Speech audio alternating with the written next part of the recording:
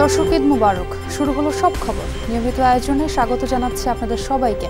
সঙ্গে আছে আমি ছোঁয়া খন্দকার। দেশ পরিবর্তন করতে চাইলে পরিচালনার পদ্ধতি বদলাতে হবে। একই নিয়মে সব সময় চলা যায় না। এক্ষেত্রে বড় ভূমিকা রাখতে পারে তরুণরা, এমন মন্তব্য করেছেন প্রধান উপদেষ্টা ডক্টর মোহাম্মদ ইউনূস। বিকেলে ব্যাংককে বিমস্টেক ইয়াং জেন ফোরামে বক্তব্য রাখেন তিনি। সকালে শাহজালাল আন্তর্জাতিক বিমানবন্দর থেকে রওনা করেন ডক্টর ইউনূস। কাল বিমস্টেক সম্মেলনে যোগ দিয়ে 2 বছরের জন্য সংস্থাটির পরবর্তী সভাপতি হিসেবে দায়িত্ব নেবেন প্রধান উপদেষ্টা।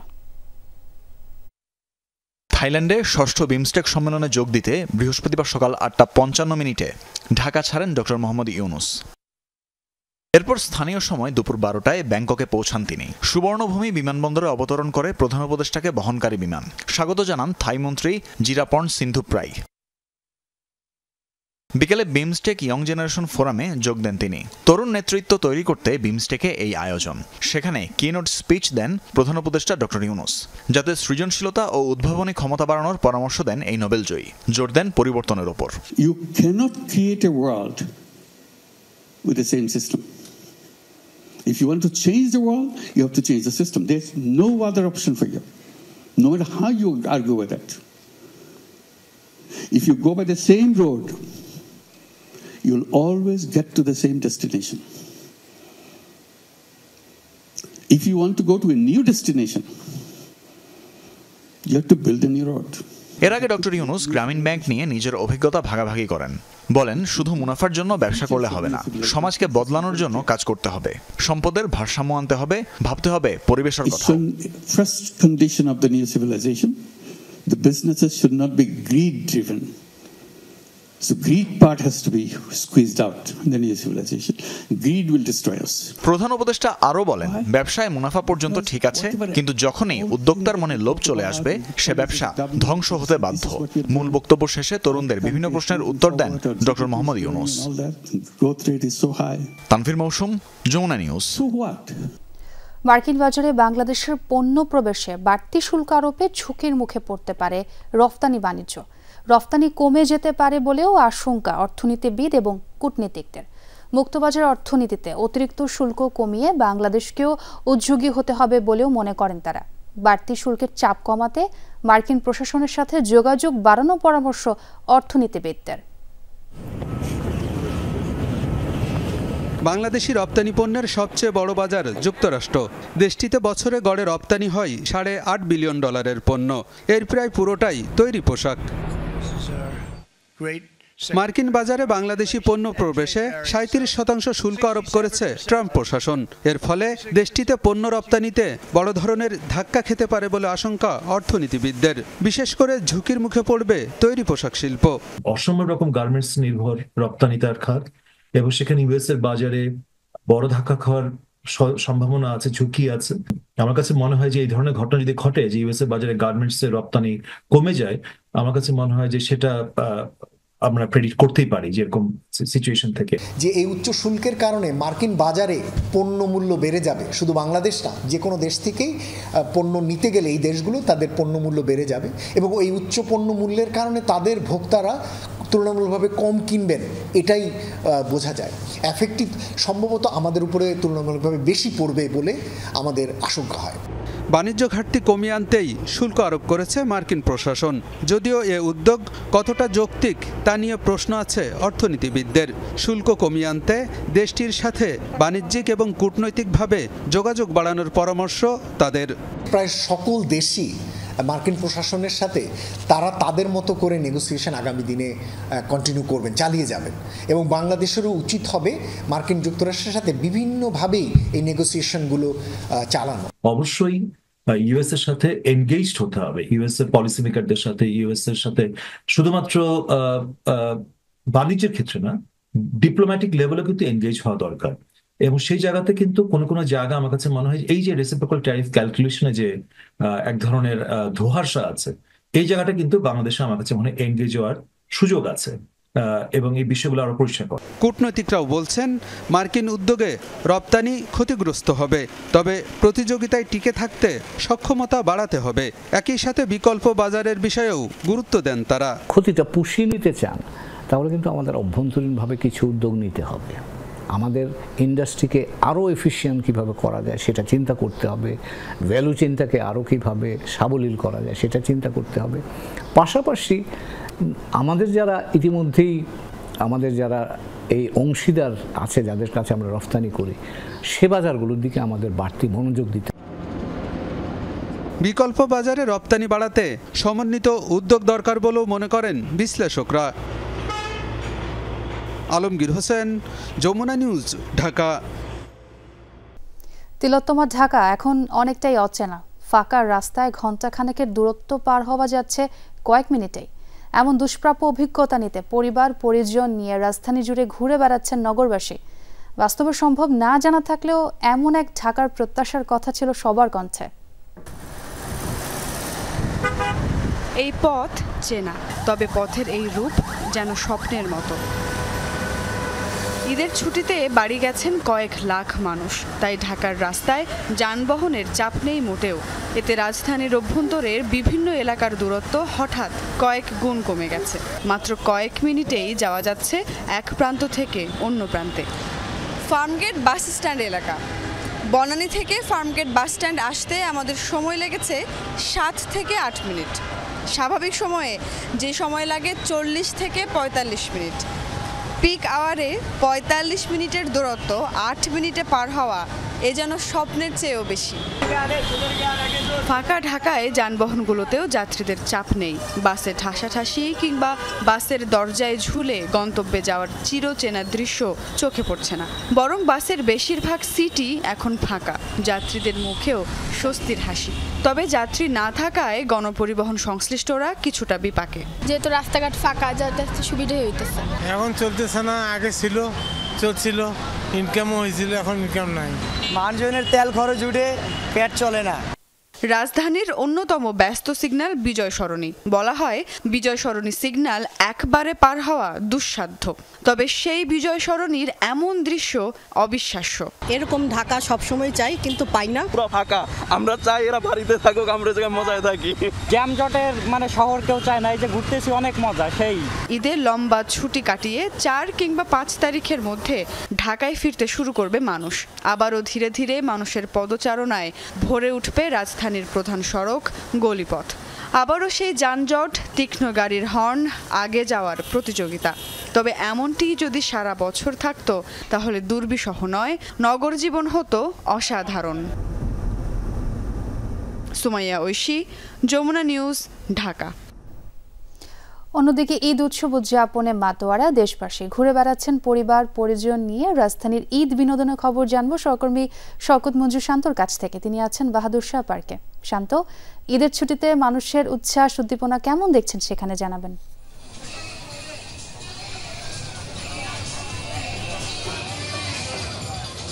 আপনি জানেন যে পুরান ঢাকাবাসীর ঈদের আয়োজন কিন্তু অন্যরকম আমেজ সৃষ্টি করে, এবং এখানে আমরা দেখতে পাচ্ছি বাহাদুর শাহ পার্কের সড়কের অংশটিতে একটি পাশ নিয়ে কিন্তু এখানে মেলার আয়োজন করা হয়েছে, যেখানে বিভিন্ন ধরনের রাইড রয়েছে। নাগরদোলা দেখতে পাচ্ছি, নৌকা দেখতে পাচ্ছি, বাচ্চাদের খেলার জায়গা দেখতে পাচ্ছি।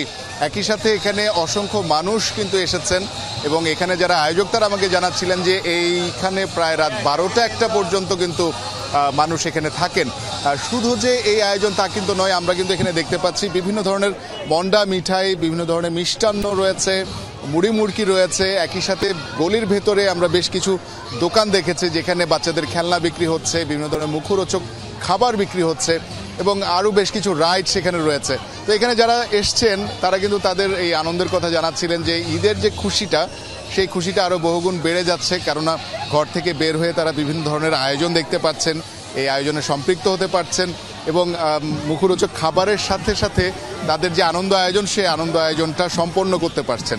তো এই যে আয়োজন, সেই আয়োজনে তারা সন্তুষ্টি প্রকাশ করেছেন এবং বলেছেন যে এই ধরনের আয়োজন দেখে ছোটরা যেমন রয়েছে, শিশুরা কিন্তু অনেক বেশি আনন্দিত। শিশুদের জন্য বিভিন্ন খেলনা রাখা হয়েছে, সেই খেলনা পেয়ে কিন্তু তারা তাদের যেই ঈদের মজাটা, সেই মজাটা তারা শতভাগ এখান থেকে উপভোগ করতে পারছে। তো অভিভাবকদের সাথে কথা হচ্ছিল, তারা বলছিলেন যে তারা এই ঈদের কয়েকটা দিন ধরে কিন্তু বিভিন্ন মেলায় তারা সম্পৃক্ত হয়েছেন, বিভিন্নভাবে তারা কিন্তু এই ছোটদেরকে নিয়ে এসেছেন, নিজেদের আনন্দ আয়োজনও বাড়িয়ে তুলেছেন এখান থেকে। ধন্যবাদ শান্ত, দেখতে পাচ্ছি তারা বেশ উচ্ছ্বসিত। আপনি তো ঢাকার খবর জানালেন, এবার একটু খুলনায় যেতে চাই।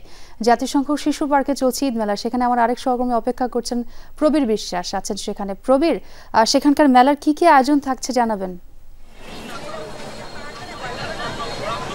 তার আগে বলেছ, আমরা আগের সংবাদে যেটি দেখিয়েছিলাম তার থেকে অনেক বেশি ভিড় বেড়েছে মেলা অঙ্গনে, এবং সব বয়সী মানুষের ভিড়। যদি পিছনটা ভিড়টা দেখায়, যে লোকারণ্য জাতিসংঘ পুরো যে জায়গাটি রয়েছে সেই জায়গাটি, শিশুরা দল বেঁধে, শিশুরা একক, আবার শিশুরা তার অভিভাবকদের ঘাড়ে চড়ে বা অভিভাবকদের সাথে নিয়ে কিন্তু এই মেলা প্রাঙ্গণ রয়েছে, এবং যতগুলো রাইড রয়েছে সব রাইডগুলোতেই কিন্তু তারা ভিড় করছে, উপভোগ করছে। দেখতে পাচ্ছেন কোনো শিশু একা বসে আছে, আবার কোনো একটা শিশুকে দেখেছি তার ছোট বোনকে নিয়ে বসে আছে। অর্থাৎ শিশুর কোলে শিশুর দোল খাওয়া একটা দারুণ উপভোগ্য জিনিস আর কি। এছাড়াও অন্য যেসব জিনিস রয়েছে, বিশেষ করে নাগরদোলা, গ্রামীণ ঐতিহ্যবাহী সেই লোকসংস্কৃতি নাগরদোলা, নৌকাদোলা সহ অন্যান্য যে সমস্ত খেলার আয়োজন রয়েছে সবগুলোই শিশুরা কিন্তু ভরপুর সব জায়গাতে। এছাড়া নানান ধরনের খাবারও কিন্তু মেলা প্রাঙ্গণে এসেছে, সেগুলো তাদের পছন্দ মতো স্বাদের দিকটা বিবেচনা করে তারা কিন্তু খেয়ে যাচ্ছে। অর্থাৎ নানান ধরনের আয়োজন এই মেলাকে ঘিরে মানুষজন বিনোদন করছে। মেলার লোকজনের সঙ্গে কথা হয়েছে, তারা বলেছে যে ঈদ খুশি, ঈদ আনন্দ, এবং শিশুদের খুশি হচ্ছে সবচেয়ে তাদের খুশি। সে কারণে ঈদের সময় শিশুরা যেখানে যেতে চায় সেটি কিন্তু তাদের নিয়ে যেতে হয়। সে কারণেই যে সমস্ত বিনোদন কেন্দ্রগুলো রয়েছে, শুধু এই মেলা বাদেও ভৈরব নদের পাড়, রূপসা নদী সহ অন্যান্য যে সমস্ত বিনোদন কেন্দ্রগুলো রয়েছে সব জায়গায় কিন্তু বিনোদন প্রেমী মানুষের ভিড়, বিশেষ করে শিশু কিশোরদের ভিড় রয়েছে। এবং এই মেলা চলবে আরও 3 দিন, তারপর আরও মেলা বাড়াতেও হতে পারে। সে কারণে মানুষজন আরও কয়েকদিন এটি উপভোগ করার সুযোগ পাচ্ছে। সোয়া। জি প্রবীর, দেখতে পাচ্ছে ব্যাপক সমাগম সৃষ্টি হয়েছে এবং সবাই বেশ উচ্ছ্বসিত। ধন্যবাদ আপনাকে। এদিকে লম্বা ছুটির কারণে এখনো কাটেনি ঈদের আমেজ। কেউ কেউ এখনো ছাড়ছেন ঢাকা, কেউ বা আবার জরুরি কাজে ফিরতে শুরু করেছেন রাজধানীতে। যারা ঈদের ছুটি পাননি কিংবা ঝুঁকি ঝামেলা এড়াতে চেয়েছেন তারাই এখন যাচ্ছেন গ্রামের বাড়ি। তবে ট্রেন কিংবা বাস কোথাও নেই যাত্রী চাপ। শুক্র ও শনিবার বাস ট্রেনে রাজধানীমুখী স্রোত বাড়বে বলে ধারণা বাস মালিকদের।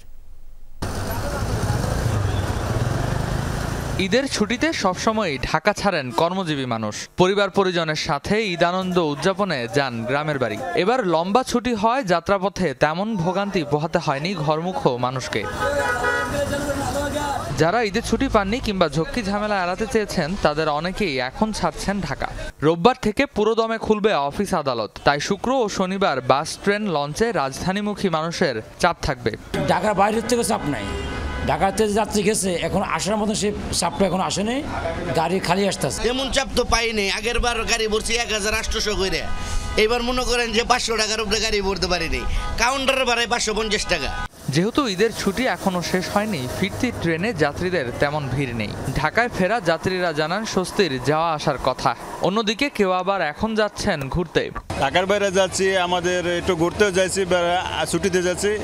ছুটিতে দেশে যাইনি, তো এখন আমি ঘুরতে যাচ্ছি। ঘুরতে যাওয়া, বেড়াতে যাওয়া, ঈদের পর একটা রিল্যাক্স, একটু ঘোরা বাচ্চাদের সাথে। বাস টার্মিনালগুলোতেও রাজধানী ছেড়ে যাওয়া যাত্রীদের তেমন একটা চাপ লক্ষ্য করা যায়নি। ঢাকা ছেড়ে যাওয়া বেশিরভাগ বাসেই দেখা গেছে যাত্রী সংকট। কমফোর্টেবলি ফ্যামিলি নিয়ে বাচ্চা টাচ্চা নিয়ে যাব, সেজন্য আসলে ঈদের পরে যাওয়া। সবাই তো আগেই চলে গেছে, এখন আমরা যেন একটু ফ্রি ভাবে যেতে পারি, এই জন্য আর কি ঈদের পরে যাচ্ছি। সড়ক, রেল ও নৌপথে তেমন কোনো ভোগান্তি না থাকায় প্রিয়জনের সঙ্গে ঈদ উদযাপন শেষে স্বাচ্ছন্দ্যেই ফিরবে রাজধানীবাসী, এমন প্রত্যাশা সবার। রেদওয়ান আহমেদ, যমুনা নিউজ, ঢাকা। 7 সিস্টার্স নিয়ে ডক্টর ইউনূসের বক্তব্যে ভারতের আপত্তিকে অযৌক্তিক মনে করছেন বিশ্লেষকরা। এমনকি ভারতীয় বিশ্লেষকরাও বলছেন এ নিয়ে প্রতিবেশী দেশটির গণমাধ্যম ও কিছু বিশেষজ্ঞ অহেতুক বিতর্ক তৈরির চেষ্টা করছেন। তাদের মতে প্রফেসর ইউনূস মূলত ব্যবসা বাণিজ্য তথা কানেক্টিভিটি ইস্যুতে মন্তব্য করেছেন। প্রধান উপদেষ্টার কার্যালয়ও জানিয়েছে সৎ উদ্দেশ্যেই এমন মন্তব্য করেছেন তিনি। Now he is making a strong pitch for the Dragon to increase its footprints in Bangladesh. গত কয়েকদিন ধরে চরম উত্তেজনা ভারতীয় গণমাধ্যমে। দাবি সেভেন সিস্টার্সকে ল্যান্ডলক বলে যে মন্তব্য করেছেন ডক্টর ইউনূস তা ভারতের সার্বভৌমত্বের জন্য হুমকি নাকি। কিন্তু আসলেই কি তাই? বেইজিংয়ে ব্যবসায়ীদের উদ্দেশ্যে দেয়া বক্তৃতায় মূলত এই অঞ্চলের কানেক্টিভিটি নিয়ে কথা বলছিলেন professor Yunus. Eastern part of India called Seven Sisters, they are landlocked country, landlocked region of India. They have no way to reach out to the ocean. We are the only guardian of the ocean. প্রশ্ন হলো, এমন বক্তব্য কি নতুন? জাপানের বিগবি পরিকল্পনা বা বাংলাদেশ, চীন, ভারত, মিয়ানমার BCIM করিডোরের যে আলাপ তার সাথেও সম্পৃক্ত প্রতিবেশী দেশের এই 7 রাজ্য। তাই এর পেছনে অন্য কোনো উদ্দেশ্য না খোঁজার কথাই বলছেন নীতি নির্ধারকরা। অত্যন্ত সদুদ্দেশ্য প্রণোদিত কথাই তিনি বলেছেন। এটা হচ্ছে এখন যদি এর ব্যাখ্যা অন্যরকম দেওয়া হয়, আমরা তো সেই ব্যাখ্যা ঠেকাতে পারছি না। আমরা শুধু এটুকু বলতে পারবো যে আমরা কানেক্টিভিটি সকলের ইকুইটেবল বেনিফিটের জন্য আমরা দিতে আগ্রহী আছি। কেউ নেবেন তো ভালো, না নিলে নেবেন না। পররাষ্ট্র মন্ত্রণালয়ের সাবেক সচিব রাষ্ট্রদূত হুমায়ুন কবির বলছিলেন, ব্যক্তি প্রফেসর ইউনূস আর বক্তব্যের স্থান চীন হওয়ায় এ নিয়ে আলাদা আগ্রহ তৈরি হয়েছে ভারতে। প্রফেসর ইউনূস বলেছেন বলে সেটা তাদের কাছে হয়তো লেগে থাকতে পারে, অথবা সেটা বেইজিংয়ে বলা হয়েছে বলে তাদের কাছে লাগে। কিন্তু এটাও তো সত্যি কথা যে বাংলাদেশ 2010 সালে যখন ভারতকে এবং নেপাল এবং ভুটানকে মংলা এবং চট্টগ্রাম বন্দর খুলে দিয়েছিল, তখনও কিন্তু উদ্দেশ্য সেটাই ছিল যে ভারতের উত্তর পূর্বাঞ্চলকে সহায়তা করার জন্য। 5 আগস্ট পরবর্তী ঢাকা দিল্লি সম্পর্কের টানাপোড়েনে বাড়তি মাত্রা যোগ করেছে প্রফেসর ইউনূসের চীন সফর। যদিও তার আলোচিত এই মন্তব্যকে নিরাপত্তার লেন্সে দেখা সঠিক হবে না বলে মনে করছেন ভারতের জিন্দাল গ্লোবাল ইউনিভার্সিটির অধ্যাপক শ্রীরাধা দত্ত। আমার ধারণা উনি he was talking about economic regional forum, যেটাতে এটা তো ঘটনা যে আমরা যেরকম ভাবে নর্থ বাংলাদেশ আমাদের ট্রানজিট দিয়েছে, আমাদের অ্যাক্সেস দিয়েছে, সেগুলো তো আমাদের সুবিধে হয়েছে। মানে নর্থ ইস্ট ইজ ল্যান্ডলকড, এটা তো নিয়ে কোনো সমালোচনা নেই, এটা ঘটনা। উনি যদি ইন্ডিয়াকে রাগাবার জন্যই বলে থাকে কোনো কথা, সেটা দেওয়া many other ways to do it. আমার মনে হচ্ছে এটা আমরা বেশি মিসরিড করছি এটাকে, বা ওভার রিডিং করছি। এমন বাস্তবতায় বিমস্টেক সম্মেলনে দেখা হচ্ছে দক্ষিণ এশিয়ার 2 শীর্ষ নেতার। সেখানে আনুষ্ঠানিক বৈঠকের সম্ভাবনাও অনেক বেশি, আর তাহলে অনেক কিছু সহজ হতে পারে বলে ধারণা। এখন ভারত যেভাবে বাংলাদেশকে দেখতে চায়, আমরা কি সেভাবে তাদের সামনে ধরা দেব বা তাদের কাছে প্রস্তাবিত হব কি হব না? এখন এই জায়গাটায় আমার ধারণা প্রধানমন্ত্রী পর্যায়ে আলাপ আলোচনা হলে অন্তত পারস্পরিকভাবে আমরা পরস্পরকে আশ্বস্ত করতে পারবো যে আমরা এমন কোনো কাজ করব না যাতে তোমার ক্ষতি হয়। এই জায়গাটুকু আশ্বস্ত করা যাবে। যুক্তরাষ্ট্র সরকারের বিতর্কিত নানা সিদ্ধান্ত সহ বিদ্যমান বিশ্ব বাস্তবতায় এই অঞ্চলের দেশগুলোর ঐক্য ভীষণ জরুরি বলেও মত বিশ্লেষকদের। মাহফুজ মিশু, যমুনা নিউজ, ঢাকা। একদম ফ্রেশ বিশ্বমানের প্রযুক্তির সকল সুবিধা নিয়ে ভালো থাকুন আপনিও। কঙ্কা। অন্তর্বর্তী সরকারের নিরপেক্ষতা নিয়ে জনমনে প্রশ্ন উঠছে বলে দাবি কিছু রাজনৈতিক দলের। নতুন দলের এজেন্ডা বাস্তবায়নে এই সরকারের কোনো পরিকল্পনা আছে কিনা এমন প্রশ্ন তুলছেন নেতারা। বলছেন তা না হলে নির্বাচনের রোডম্যাপ ঘোষণা বিলম্ব কেন? বিএনপি নেতারা বলছেন সরকার নিরপেক্ষতা হারালে তা দুর্ভাগ্যজনক হবে, আর সরকারে থাকা ছাত্র প্রতিনিধিদের পদত্যাগ করে দলে যোগ দেওয়া উচিত বলছেন লেবার পার্টির চেয়ারম্যান সাইফুদ্দিন রবিনের রিপোর্টে বিস্তারিত। জুলাই অভ্যুত্থানের পর 3 ছাত্র প্রতিনিধি যোগ দেন অন্তর্বর্তী সরকারের উপদেষ্টা পরিষদে। রাজনীতিতে ছাত্রদের সম্পৃক্ততার বিষয়টি যখন স্পষ্ট হচ্ছিল, তখন পুরনো দলগুলো অন্তর্বর্তী সরকারের নিরপেক্ষতা নিয়ে প্রশ্ন তুলছিল। এনসিপির আত্মপ্রকাশে পদত্যাগ করেন উপদেষ্টা নাহিদ ইসলাম। এখনও সরকারে আছে 2 ছাত্র প্রতিনিধি। এমন অবস্থায় সরকারের প্রভাব বিস্তারের অভিযোগে অন্তর্বর্তী সরকারের নিরপেক্ষতা নিয়ে প্রশ্ন উঠছে বলে মনে করে বিএনপি। আমরা আশা করি সরকারের নিরপেক্ষতা নিয়ে প্রশ্ন উঠবে না, কিন্তু প্রশ্ন উঠেছে বিভিন্ন কোয়ার্টারে। আমি আশা করি সেখানে সরকারকে অত্যন্ত নিবিড় দৃষ্টি রাখতে হবে। নতুন দলের এজেন্ডা বাস্তবায়নে কি নির্বাচনের রোডম্যাপ ঘোষণা করছে না সরকার, এমন প্রশ্ন করছেন নেতারা। মাননীয় প্রধান উপদেষ্টা হয়তোবা কোনো নতুন রাজনৈতিক দলের এজেন্ডা বাস্তবায়নের জন্য তাদেরকে সময় দিতে চান। ওনার বিভিন্ন কর্মকাণ্ডে দেখা যাচ্ছে যে ইলেকশন কমিশনকে সহযোগিতা করা যাচ্ছে না। যে প্রশ্নগুলো উঠছে এই প্রশ্নগুলো যাতে না উঠে এবং এটা যাতে সকলের মনের মধ্যে, আমরা যদি বাংলাদেশের মানুষের মনোজগতে যে পরিবর্তন হয়েছে, যে আকাঙ্ক্ষার সৃষ্টি হচ্ছে, এটা আমরা সকলকে ধারণ করতে হবে। রাজনৈতিক নেতারা বলছেন অন্তর্বর্তী সরকারকে নিরপেক্ষতার প্রমাণ দিতে হবে। তো এই জায়গা থেকে সরকারকে বেরিয়ে আসতে হবে, যে তাদেরকে যেন জনগণ মনে করে যে এই সরকার সত্যিকার একটি নিউট্রাল গভর্নমেন্ট, এনারা কোনো রাজনৈতিক দলের পক্ষে কোনো এজেন্ডা বাস্তবায়নের জন্য কার্যক্রম করছে না, কোনো কর্মপরিকল্পনা নিচ্ছে না। ছাত্ররা যদি ক্ষমতায় থাকে তাহলে তারাই যদি আবার রাজনৈতিক দল করে তাহলে তো সেই দলটি আলাদা একটা সুযোগ সুবিধা পাচ্ছে এবং পাবে, এটাই বাস্তবতা। নিরপেক্ষতা রক্ষায় বিভিন্ন দপ্তর ও মন্ত্রণালয়ের সংযুক্ত ছাত্র প্রতিনিধিদেরও অপসারণ করা উচিত বলেও মনে করে দলগুলো। তারাও আজকে দেখেন নতুন রাজনৈতিক দল একটা হয়েছে, আরো বেশ কয়েকটি পাইপলাইনে আছে। সাইফুদ্দিন রবিন, যমুনা নিউজ, ঢাকা। নির্বাচন কমিশনের বেঁধে দেওয়ার সময়ের মধ্যেই নিবন্ধনের জন্য আবেদন করবে জাতীয় নাগরিক পার্টি। পাশাপাশি গণপরিষদ ও জাতীয় সংসদ দুটি নির্বাচনেই একক প্রার্থী দেবে এনসিপি। রংপুরে যমুনা টেলিভিশনকে দেয়া একান্ত সাক্ষাৎকারে সদস্য সচিব আক্তার হোসেন জানান, সংস্কার না করেই নির্বাচন দেওয়ার চেষ্টা হলে আন্দোলনে যাবে তাদের দল। জুলাই বিপ্লবে নেপথ্যের অন্যতম লাইনার আক্তার হোসেন 4 আগস্ট গ্রেপ্তার হওয়ার সময় সবাইকে আন্দোলনে ঝাঁপিয়ে পড়ার আহ্বান জানান তিনি। বিপ্লব পরবর্তী সময়ে বৈষম্য বিরোধীদের রাজনৈতিক প্ল্যাটফর্ম জাতীয় নাগরিক কমিটি এনসিপির সদস্য সচিব এখন আক্তার। আগামী নির্বাচনে এনসিপির হয়ে কাউনিয়া পীরগাছা নিয়ে গঠিত রংপুর 4 আসনে লড়বেন তিনি। তাই চলছে নানামুখী দৌড়ঝাঁপ। ঈদের নামাজের পর কাটিয়েছেন শহীদদের বাড়িতে বাড়িতে।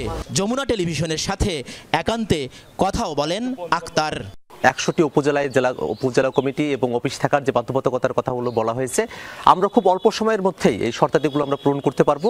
আক্তার জানান, স্বল্প ও মধ্যমেয়াদী সংস্কার ছাড়া নির্বাচনের চেষ্টা করা হলে আন্দোলন গড়ে তুলবে এনসিপি। যে সরকারকে যদি চাপে পড়ে সংস্কারবিহীনভাবেই দেশটাকে ছেড়ে দিতে হয়, সেক্ষেত্রে অবশ্যই আমরা জনগণকে সাথে নিয়ে দুর্বার আন্দোলন গড়ে তুলব। আক্তার বলেন, শুধু ঐতিহাসিক নয়, অভ্যুত্থানের দালিলিক প্রমাণ হিসেবে সরকারকে জুলাই ঘোষণাপত্র বাস্তবায়ন করতে হবে। জুলাই ঘোষণাপত্র তার একটা আইনি বাধ্যবাধকতার জায়গা থাকতে হবে, নিছক কোনো ঐতিহাসিক দলিল নয়, বরং এর মধ্য দিয়ে যেন একটা আইনি বাধ্যবাধকতার জায়গা তৈরি হয়। 24 জুলাই বিপ্লবের পর 71-এর আকাঙ্ক্ষা সাম্য, মানবিক মর্যাদা এবং সামাজিক সুবিচার নিশ্চিতের পাশাপাশি অর্থনৈতিক মুক্তি এবং ফ্যাসিবাদ এবং আধিপত্যবাদ বিরোধী বাংলাদেশ বিনির্মাণে যে নয়া মধ্যপন্থার রাজনৈতিক বন্দোবস্তের কথা বলছে এনসিপি, বাংলাদেশে বিদ্যমান রাজনৈতিক বাস্তবতায় সেই বয়ান বাস্তবায়ন কতটুকু সম্ভব, সেজন্য অপেক্ষায় আছে বাংলাদেশ। সরকার, মাঝারুল মান্নান, যমুনা নিউজ, পীরগাছা, রংপুর। পাহাড়ের প্রধান সমস্যা চাঁদাবাজি ও অবৈধ অস্ত্র। এগুলো বন্ধে আইন শৃঙ্খলা বাহিনী ও প্রশাসনকে নির্দেশ দেওয়া হয়েছে, এমনটা জানিয়েছেন স্বরাষ্ট্র উপদেষ্টা অবসরপ্রাপ্ত লেফটেন্যান্ট জেনারেল জাহাঙ্গীর আলম চৌধুরী। দুপুরে রাঙামাটির বাঘাইহাট ও সাজেক পরিদর্শন শেষে স্থানীয় বিজিবি সেক্টরে সাংবাদিকদের সাথে আলাপকালে এসব কথা বলেন তিনি। স্বরাষ্ট্র উপদেষ্টা আরও বলেন, 5 আগস্টের পর সমতলে অনেক থানার অস্ত্র লুট হয়েছে। এসব অস্ত্র উদ্ধার হলেও অনেক সমস্যার সমাধান হবে বলে আশা প্রকাশ করেন তিনি। পাহাড়ের উন্নয়ন যেন সঠিক জায়গায় পৌঁছায়, সেজন্য সবাইকে ঐক্যবদ্ধভাবে কাজ করারও আহ্বান জানান জাহাঙ্গীর আলম চৌধুরী। আইন শৃঙ্খলা বাহিনীর কাছে কঠোর নির্দেশ দেওয়া হয়েছে, কোনো চাঁদাবাজদের ছাড় দেওয়া হবে না, সে যত বড় টাই স্যুট পরা হোক না কেন। আর গরিবের জন্য যেই টাকা অ্যালটমেন্ট হয় আমাদের ইচ্ছে থেকে, ওইটা যেন প্রপারভাবে তাকে হাতে পৌঁছে, ওই জন্য অ্যাডমিনিস্ট্রেশনকে বলা হয়েছে তারা ঠিকমতো মনিটর করবে, টাকা যেন ঠিকমতো। ঈদের ছুটিতে দেশের বিভিন্ন সড়কে দুর্ঘটনায় অন্তত 1/2 মানুষের প্রাণহানি হয়েছে, আহতের সংখ্যাও শতাধিক। সবচেয়ে ভয়াবহ দুর্ঘটনাটি হয়েছে চট্টগ্রাম কক্সবাজার মহাসড়কে, প্রাণ ঝরেছে 10 জনের। বুয়েটের দুর্ঘটনা গবেষণা প্রতিষ্ঠান বলছে, উচ্চ গতি ফিটনেসবিহীন বাস ও ব্যাটারি চালিত যানের চলাচলই এর কারণ। সেই সাথে মহাসড়কের বাঁক মেরামতের পরামর্শ দিয়েছে প্রতিষ্ঠানটি। শাকিল হাসানের রিপোর্টে বিস্তারিত। ঈদের ছুটিতে রাজধানী সহ বড় শহরগুলো থেকে মানুষ ছোটে নিজ গ্রামে, আবার থাকে ফেরার তাড়াও। তাই এ সময় সারা দেশের মহাসড়কে চাপ বাড়ে যানবাহনের, ঘটে দুর্ঘটনা। এবারও ঈদের ছুটিতে সারা দেশের মহাসড়কগুলো পরিণত হয়েছে মৃত্যুকূপে। বুধবার চট্টগ্রাম কক্সবাজার মহাসড়কে চুন্তি এলাকায় বাসের সঙ্গে মাইক্রোবাসের সংঘর্ষে মারা গেছেন 10 জন। মাদারীপুর, কুষ্টিয়া, ফরিদপুর, ময়মনসিংহ সহ দেশের নানা স্থানের সড়কে মারা গেছেন 50 জনের বেশি। দুর্ঘটনায় আহত হয়েছেন শতাধিক। মুনাফার লোভে ট্রিপ বাড়ানোর প্রবণতা থাকে বাস মালিক চালকদের মধ্যে। এতে বাড়ে গাড়ির গতি। এদিকে হয়তো চালকের বিশ্রাম হয়নি পর্যাপ্ত, আবারও ধরেছেন গাড়ির স্টিয়ারিং, ঘটে দুর্ঘটনা। এরকম আরও বহু কারণ আছে সড়ক দুর্ঘটনার। এ নিয়ে বিস্তর গবেষণা করেছে বুয়েটের দুর্ঘটনা গবেষণা প্রতিষ্ঠান। সেখানকার সহযোগী অধ্যাপক কাজী সাইফুন নেওয়াজ বললেন, দুর্ঘটনার কারণগুলো। মহাসড়কগুলোতে অনেক থ্রি হুইলার, নসিমান করিমানের মোটরসাইকেল চলে আসে, এরা প্রত্যক্ষ এবং পরোক্ষভাবে দুর্ঘটনা ঘটায়। আবার দেখা যাচ্ছে এমনিতেই আমাদের সড়কগুলো কিন্তু জিওমেট্রিক্যালি অনেক রিস্কি, যেমন বাঁক, ইন্টারসেকশন, লেভেল ক্রসিং যা রয়েছে সেগুলো কিন্তু ট্রিটেড না। ফলে দেখা যায় অনেক চালক কিন্তু ট্র্যাপড হয়ে যায়। ফলে সামগ্রিকভাবেই আমার যে ভেহিকেল রিলেটেড ইস্যুগুলো, রোড রিলেটেড ইস্যুগুলো এবং হচ্ছে আমাদের চালকদের যে অতিরিক্ত স্পিডে চালানোর যে প্রবণতা, মালিকদের যে প্রফিট করার প্রবণতা, অনেক আনফিট গাড়ি তারা নামিয়ে ফেলছে রাস্তায় এই সুযোগে, এইগুলোই দুর্ঘটনা ঘটায়, প্রাণহানি ঘটাচ্ছে। কারণ অনুসন্ধান করেই থেমে থাকেনি এআরআই, দুর্ঘটনা প্রতিরোধে দিয়েছে সমাধানও। ফ্র্যাঞ্চাইজির মাধ্যমে আমাদের বাস পরিচালনা করা উচিত, স্পিডিংটাকে কন্ট্রোল করা উচিত এবং স্পিড গভর্নর সিলটাকে এস্টাবলিশ করা উচিত, বাসে যাতে চাইলেও কোনো চালক নির্দিষ্ট স্পিডে উপরে তুলতে না পারে। পাশাপাশি চালকদের একটা নির্দিষ্ট বেতন কাঠামোর আওতায় নিয়ে আসতে হবে, নিয়োগপত্র দিতে হবে, তা না হলে কিন্তু এই প্রতিযোগিতা থামবে না। ঘনবসতিপূর্ণ এদেশের জন্য শুধুমাত্র সড়কের উপর নির্ভর না করে রেলপথেও জোর দেওয়ার পরামর্শ এই গবেষকের। আমরা যা উন্নয়ন করছি সড়ক ভিত্তিক উন্নয়ন করছি, কিন্তু আমাদের রেলটাকে যদি ডেভেলপ করতে পারি, রেল নেটওয়ার্ক যদি পুরো বাংলাদেশে ছড়িয়ে দিতে পারি, ওয়াটারওয়েগুলোকে যদি আমরা আবার মরে যাওয়া ওয়াটারওয়েগুলোকে যদি আমরা জীবিত করতে পারি, দেখা যাবে যে সুন্দর একটা ব্যালেন্স সিস্টেম হবে। তখন কিন্তু এই প্রতিযোগিতা থাকবে না, আপনার যানজট থাকবে না, দুর্ঘটনা থাকবে না। দুর্ঘটনায় মৃত্যু আর গণমাধ্যমে খবর বের হলে কেবল সরকারি কর্তৃপক্ষের টনক নড়ে। কয়েকদিন দেখা যায় দৃশ্যমান কিছু তৎপরতা। বুয়েটের দুর্ঘটনা গবেষণা প্রতিষ্ঠান ঈদে মহাসড়কে দুর্ঘটনার কারণ অনুসন্ধান করে এর সমাধানের পথ বাতলে দিয়েছে। স্বল্প, মধ্য ও দীর্ঘমেয়াদে সরকার এই সমাধানগুলো বাস্তবায়ন করতে পারে, নইলে ঈদে মহাসড়কে হত্যার এই মিছিল কখনোই বন্ধ হবে না। শাকিল হাসান, যমুনা নিউজ, ঢাকা। গাজীপুরের শ্রীপুরের সাতখামায় রেল স্টেশন এলাকায় চলন্ত অবস্থায় একটি ট্রেনের পাওয়ার কারে আগুন লাগার ঘটনা ঘটেছে, তবে এতে কেউ হতাহত হয়নি। ফায়ার সার্ভিসের 8 ঘন্টার চেষ্টায় আগুন নিয়ন্ত্রণে আসে। অগ্নিকাণ্ডের 2 ঘন্টা পর দুপুর 1টার দিকে ঢাকা ময়মনসিংহ রুটে ট্রেন চলাচল স্বাভাবিক হয়। চলন্ত অবস্থায় হঠাৎই আগুন ধরে যায় মহুয়া কমিউটার ট্রেনের পাওয়ার কারে। বগিটিতে দ্রুত ছড়িয়ে পড়ে আগুন, আতঙ্ক ছড়ায় যাত্রীদের মাঝে। ফায়ার সার্ভিস জানায়, ঢাকা থেকে ছেড়ে যাওয়া নেত্রকোনার মোহনগঞ্জগামী কমিউটার ট্রেনটি গাজীপুরের শ্রীপুর স্টেশন পার হওয়ার পর পাওয়ার কারে আগুন লাগে। বিষয়টি টের পেয়ে সাতখামাইল স্টেশনের কাছে ট্রেন থামান চালক। হুড়োহুড়ি করে ট্রেন থেকে নেমে যান যাত্রীরা। অন্য বগি থেকে আলাদা করে ফেলা হয় পাওয়ার কার। আগুন জ্বলতেছে, আগুন জ্বলতেছে পরে আমরা আশেপাশে থেকে পানি ভরে দিয়েছি, বাড়ি করতে পানি দিয়েছি, আগুন নিয়ন্ত্রণ করতে পারি নাই। আমরা আশেপাশে ছিলাম, মানুষের আত্মচিৎকারে আমরা এখানে ছুটে আসি। এসে দেখি গাড়িটি একটি বগিতে আগুন লেগে যায় এবং লোকজন ছাদ থেকে ভিতর থেকে লাফালাফি করে নামতে থাকে। একটা মানুষ আল্লাহর মধ্যে কিছু হয় না, আল্লাহ পাক সবারে বাঁচাইছে, এটাই বড় কথা। খবর দেয়া হয় ফায়ার সার্ভিসে। 2টি ইউনিট আধা ঘন্টার চেষ্টায় আগুন নেভায়। এ ঘটনায় কেউ হতাহত হয়নি। প্রাথমিকভাবে ফায়ার সার্ভিসের ধারণা জেনারেটর ওভারহিট হয়ে আগুন লাগতে পারে। আমরা সার্চ করেছি, কোনো ধরনের আহত নিহত কোনো হতাহত পাই নাই। আবার আমরা ফার্দার করব। আর হলো যে আগুনটা কি কারণে লেগেছে সেটা তদন্ত করে বলা যাবে, তবে প্রাথমিকভাবে মনে হচ্ছে হয়তোবা জেনারেটর। আগুন লাগার ঘটনায় ঢাকা ময়মনসিংহ রুটে 2 ঘন্টা ট্রেন চলাচল বন্ধ ছিল। জাহিদ হাসান, যমুনা নিউজ। চট্টগ্রামের বাকুলিয়ে আলোচিত ব্রাশ ফায়ারের ডাবল মার্ডারের ঘটনায় অস্ত্রধারী 2 সন্ত্রাসীকে গ্রেফতার করেছে পুলিশ। গতকাল ফটিকছড়ি উপজেলা ও নগরের চান্দগাঁও এলাকায় অভিযান পরিচালনা করে বেলাল ও মানিককে গ্রেফতার করা হয়। পুলিশ জানায় গ্রেফতারকৃত 2 জনই কিলিং মিশনে সরাসরি অংশগ্রহণ করে। আসামি বেলাল অস্ত্র সরবরাহ ও মানিক মোটরসাইকেল সরবরাহ করার পাশাপাশি কিলিং মিশনের পরিকল্পনা করে। এর আগে গত 30 মার্চ ব্রাশ ফায়ারের ঘটনায় প্রাইভেট কারে থাকা বখতিয়ার ও রিফাত নামে 2 জন নিহত হয়। এই ঘটনায় জেল হেফাজতে থাকা শীর্ষ সন্ত্রাসী ছোট সাজ্জাদ ও তার স্ত্রী তামান্না সহ 7 জনের নাম উল্লেখ করে মামলা করা হয়। বাকিদের ধরতে অভিযান চলছে বলে জানিয়েছে পুলিশ। 3 দিন পার হলেও সাতক্ষীরার খোলপেটুয়া নদীর ভাঙা বেড়ি বাঁধ দিয়ে এখনও পানি ঢুকছে লোকালয়ে। বিকল্প রিং বাঁধ দিয়ে পানি প্রবেশ বন্ধের চেষ্টা চলছে। সকাল থেকেই ভাঙা বাঁধের পাশে জিও টিউবে বালু ভরে বিকল্প রিং বাঁধের কাজ করছে পানি উন্নয়ন বোর্ড। সাথে যোগ দিয়েছে সেনা সদস্যরাও। স্থানীয়রা জানায় ঈদের দিন জোয়ারের তোড়ে বিছোট এলাকায় খোলপেটুয়া নদীর বেড়ি বাঁধের 200 ফুট অংশে ভাঙন দেখা দেয়। পানির তোড়ে ধসে পড়ে মাটির ঘরবাড়ি, ভেসে যায় মাছের ঘের আর কৃষি জমি। এখনও এই ইউনিয়নের 11টি গ্রামে ওঠানামা করছে উপকূলের লোনা পানি। ঈদের আনন্দ দূরের কথা, বরং মানবিক বিপর্যয়ে দিন কাটাচ্ছেন প্রায় 20,000 মানুষ। দিনাজপুরে মহানবীকে নিয়ে কটূক্তিকারী যুবককে গ্রেপ্তার না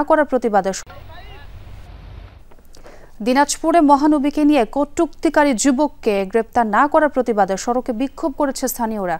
সকাল থেকে দিনাজপুর গোবিন্দগঞ্জ মহাসড়কের মোহনপুর টোল প্লাজার সামনে বিক্ষোভ করেন বনতারা গ্রাম ও তার আশপাশের এলাকার মুসল্লিরা। তাদের অভিযোগ, গতকাল জেলার সীমান্তবর্তী এলাকার এক যুবক তার ফেসবুক পেজে মহানবীকে নিয়ে কটূক্তি করে। বিষয়টি ছড়িয়ে পড়লে ক্ষুব্ধ হয়ে ওঠেন স্থানীয়রা। তাদের দাবি, স্থানীয় প্রশাসনকে জানানো হলেও অভিযুক্তের বিরুদ্ধে কোনো পদক্ষেপ নেওয়া হয়নি। মহাসড়ক অবরোধ করায় তীব্র যানজটে ভোগান্তিতে পড়েন যাত্রী চালকরা।